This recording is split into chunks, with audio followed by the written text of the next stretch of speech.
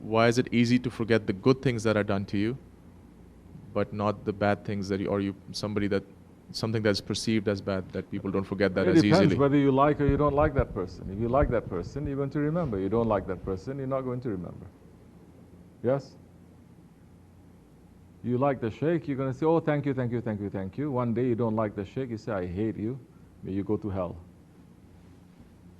So it all depends on whether you like the person or you don't like that person. Right? Isn't this what that one is saying too? He's saying, the bad that a man does,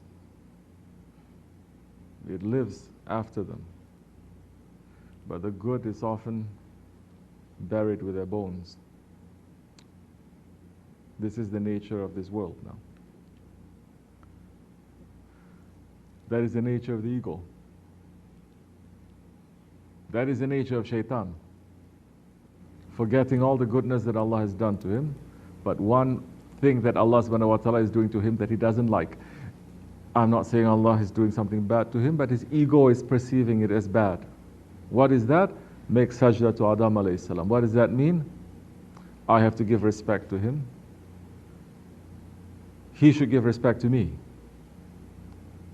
I thought I'm the number one. Didn't I do so much for you? This is how you reward my loyalty? So many people are saying that, no? This is how you reward my loyalty? All these years I'm working for you, and then now you're disciplining me? Shaitan said the exact same thing.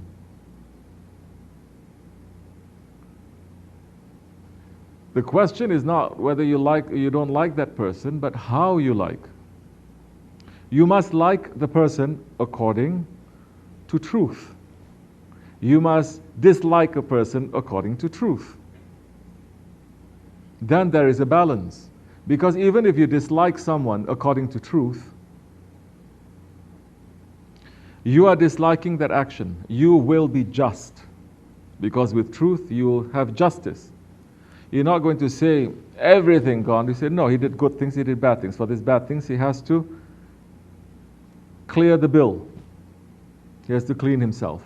Then once he's clean from that, he becomes completely clean. So how you like, how you dislike, and how you like, it has to be according to truth. What truth? Allah, one of his names is Haqq, the truth, the creator of truth. This is not something that is in the air for people to find out, philosophers to argue about. This is our creator, and he had sent limited number of people, the highest level people, his prophets, to us, so that there is no mystery what our Lord wants from us. There is no mystery what is right, there's no mystery what is wrong. And when they left, they trained their successors, their waris, the saints, the friends of Allah, to do the same. Allah never letting us alone. So, He is the creator of truth. You must like or you must dislike according to truth. Not according to how you feel. Not because what you feel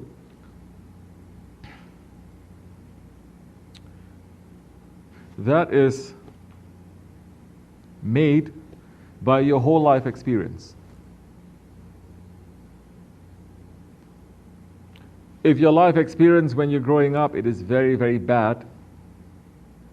If you have been bad people, they do bad things to you,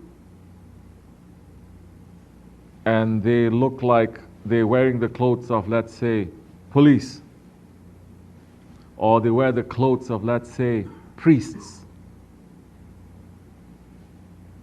or they wear the clothes of, say, teachers, or people in authority, or men or women, whatever it is.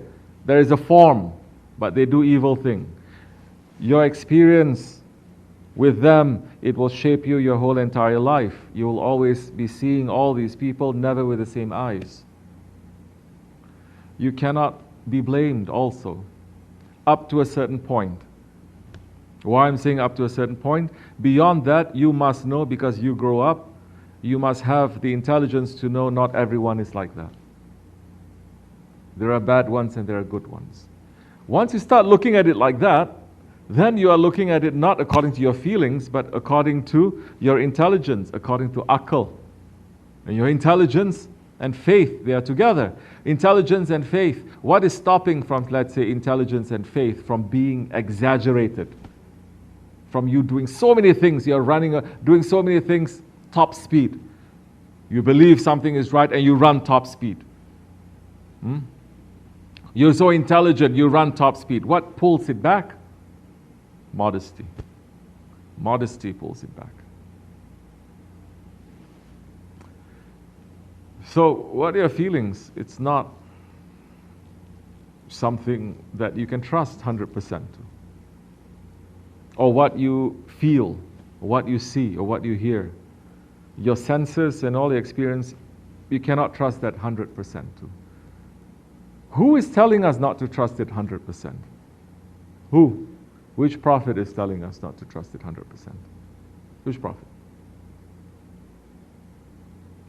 Hazrat Ibrahim alayhi salam. He saw the sun rise with his senses and his understanding the sun. In so many different cultures, they worship the sun, no? Because without the sun, there's no life. Did he read any books? Did he do any research? Did he Google? No, he knew that. The source of life. He says, that must be a Lord. But the sun sets. And he says, no, that's not my Lord. He didn't trust his senses or his intelligence. The moon rose. And if you still don't understand the importance of the moon, and how without the moon's gravitational pull properly, this whole world will be in disaster, then I cannot say too much. But he's saying when the moon is rested, this must be my Lord. And the moon set and says, no, my Lord doesn't rise and set. No matter how important, how big, how powerful the thing is, it doesn't rise and set. And it's showing us from that time, 6,000 years, until now, with all your intelligence, with all your ilham, with all your inspiration, with all your openings, you understand? Not just intelligence, but with all your heart openings, you cannot trust it 100%. You need a guide. You need a guide. Then you'll be a little bit more balanced. Because then you understand what is right and wrong according to the lens of belief, according to the vision of Allah, not according to fashion or what the world is saying, or what the political ideology is saying, what economics is saying. Because this is a big deal. If you live in the capitalist democratic West, your understanding of things is completely different. If you live in communist countries, your understanding is different. You even smile differently.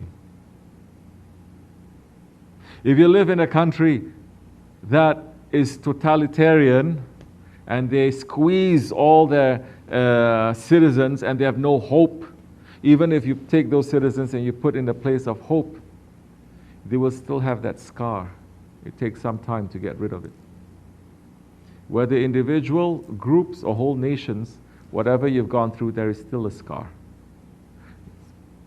Which means that you have to go through some sort of spiritual therapy. You understand? You cannot just take out and put over there. That means there has to be a guide. There has to be someone talking you through it. You're going to say, no, I don't trust. I said, no, this person is not like that. I don't trust. I know. No, this person. You have to talk. You have to spend time. These were what the prophets were doing. This is what the saints they're doing. Everyone is scarred. Everyone is broken. Yes?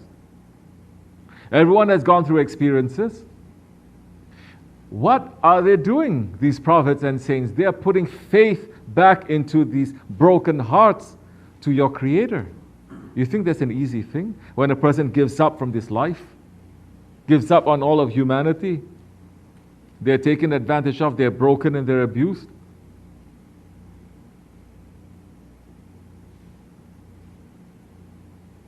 And Allah is still calling and they're still running.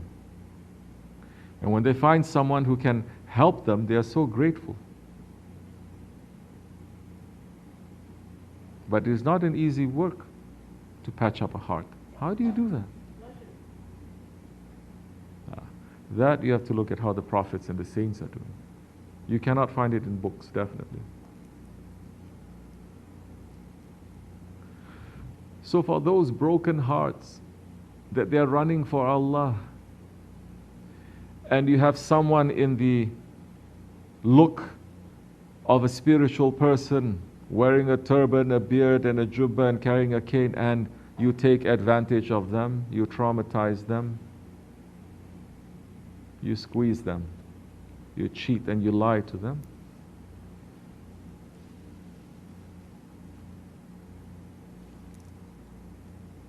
Those ones are very bad. I'm not talking about individually, people are weak. Yes, we're all doing wrong things, one way or another. We're not perfect. Individually, you are weak. Man, woman, kid, old, young, wakil, murid, sheikh, we may say. But it is another thing now to take advantage of the trust that you have and to squeeze someone.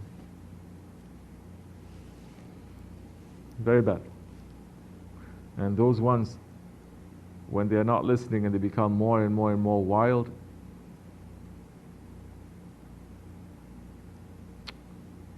prepare. We are seeking refuge with Allah.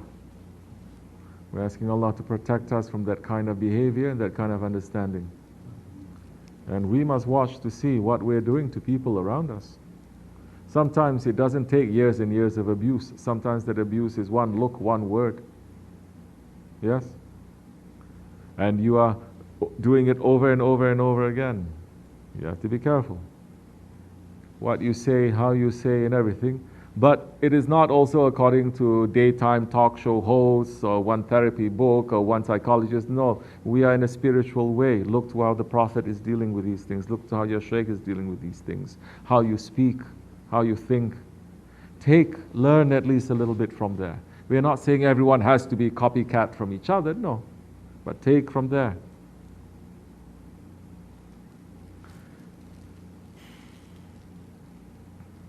So,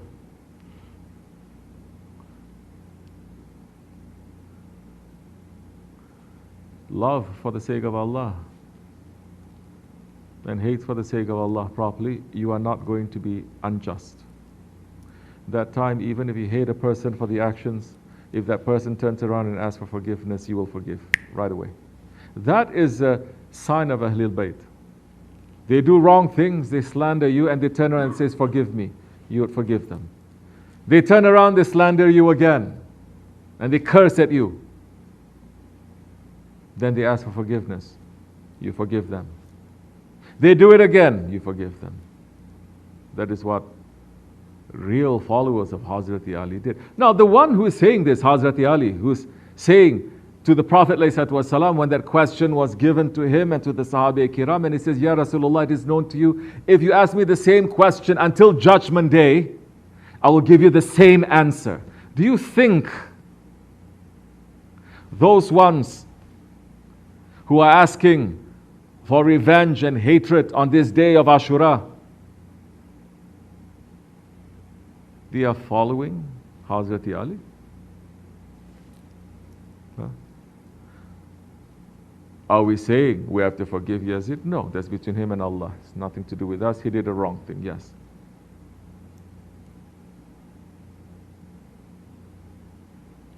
But this is how it's showing spirituality. Spirituality is saying everything bad, it is also inside of you.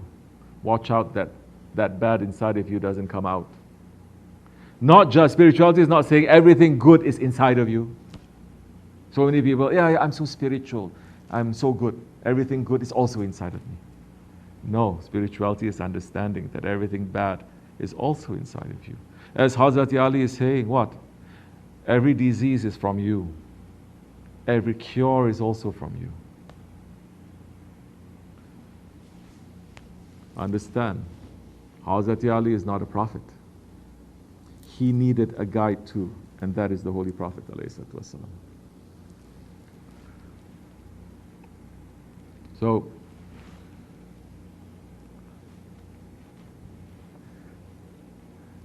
you should be aware a little bit on these days. You understand? Still don't like my answer. Huh? Say. Say. Huh? What do you understand?